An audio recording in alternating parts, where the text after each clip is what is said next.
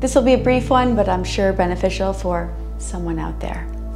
When I teach my live classes, I have the luxury of working with people for a couple months at a time because we go through a season. So sometimes 3 or 4 months, they're stuck with me.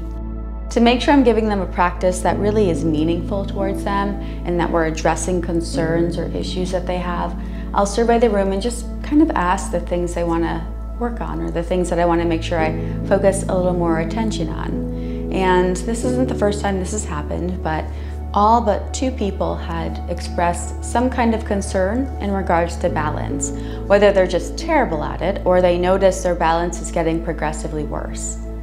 I feel like it's not as much of a big deal when we're younger if we can't balance because we can just bounce right back up. But when you're older, it's a little bit more of an issue. So I want to say a couple things about balance, and then I'm going to give you some tips and tools on how you can improve it. You should know that your balance changes day to day. So one day I'm a rock star doing my best balance poses, and the other day I could barely hold a tree pose. It will change and fluctuate. I also notice for me in my personal practice, I balance much better in the morning than where if I'm doing an evening practice, I'm more scattered and my balance isn't as good. So know if you have a lot on your plate, you've got a presentation coming up, you have high anxiety, it is hard to focus and balance. So give yourself a little bit of grace with that, especially if you've got a lot going on. Other things that affect your balance might be poor sleep, dehydration, if you've got any sinus pressure or getting over a cold, our equilibrium is off, which is going to make balance hard. 2 times in particular that I think you should try to use for your balance practice on a daily is number 1, if you drink tea or coffee while you're waiting for your water to boil or your coffee to brew, you can be standing in your kitchen and focusing on balancing. Another good time is while you're brushing your teeth. If you have an electric toothbrush, most of them have a 2-minute timer or a 30-second timer 4 times for each quadrant, and you could focus on balancing on one foot and then switch to the other. So I want to remind you that focusing on balance shouldn't be waiting until you unroll your yoga mat. It should be throughout the day, especially if it's a concern of yours. And then we'll talk about ways to make it a little more challenging. We're going to take a look at Virkasana, that's tree pose, because I think it's one of the more foundational poses you might see in a practice. It's also one that doesn't require a lot of space or the use of props. So your tree pose can look very much like this. Your tree pose can also look like this, or you will need the hand for this, is to put the foot higher up on the thigh. A couple common mistakes here that I need you to be mindful of is number 1, your hip sinks, right? I need to actively push my hip equally into the foot so I can feel that lifting sensation in my pose.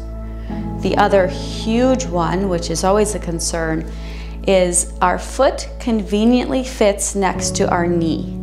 And if I were to fall, I can compromise my knee joint. So it's either above or below the knee at all times.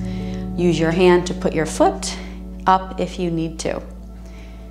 Once you've mastered that and you feel comfortable, arms come up. The gaze is always down and forward. Think of almost looking off to the distance, similar to when you're driving your car out in front of you. If that feels good, you then can begin to shift your gaze upwards to where that wall and ceiling meet. I already have the wobbles. Once that feels good, if that feels good, and remember your foot can be down here as well, then you can try to close your eyes. And even with that foot on the ground, I feel as if I'm all over the place. When you're balancing and you get that little bit of wobble or sensation underneath your foot, that's what you want to look for. That's the mechanism in our body that our brain uses to enhance balance. So don't be afraid of finding that wobbliness under your foot. If I were holding on to the wall and balancing, or pretending to balance that is, I'm not balancing at all. So making sure that this is not your balance pose. You want to actually be on your feet and just work at the foundation and build your way up. Something else you can do in your balance pose once you feel good in it is create a little more challenge by adding movement. If I'm here and I'm feeling good, I can try throwing myself off center somehow or moving my branches. I can also try to float my foot in different planes and find different ways to balance, right? So getting a little more creative. Similar when you're brushing your teeth, you're here on one foot, see if you can hold it for 30 seconds, and then switching to the other. One other thing that I have people do in class is once they're in their pose, if they're feeling good in their tree, is take your toes and try to dig sand.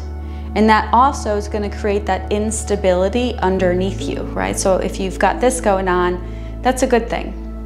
And then one last tip for you is some people find it helpful when they're balancing to imagine they're trying to pick up a penny underneath their big toe. And as soon as I try to squeeze and pick up that penny with my toe, I'm rooting down into the earth. I can feel my arch and I have a little more stability underneath me. So you're playing with the shifting of the eyes or closing of the eyes. You're moving your body in space. You're pinching the ground, picking up a penny with your big toe, and you're improving your balance.